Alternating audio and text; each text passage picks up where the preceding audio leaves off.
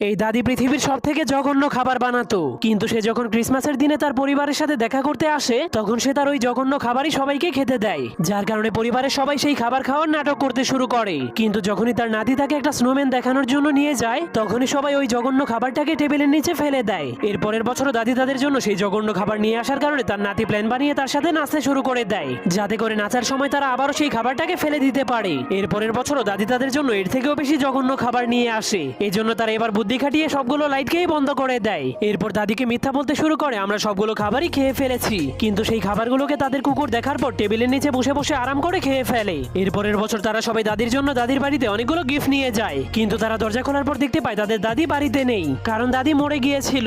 এজন্য তারা সবাই অনেক মন খারাপ করে পুরনো স্মৃতিগুলোর কথা মনে করতে শুরু করে দেয়। ঠিক তখনই তাদের বাবা বাজার থেকে অনেকগুলো জিনিস কিনে আনে। এরপর রান্নাঘরে গিয়ে দাদির সেই পুরনো রেসিপির বই দেখে দেখে 6 ঘন্টা ধরে পরিশ্রম করে দাদির মতো সেই জঘন্য খাবার বানানোর চেষ্টা করে।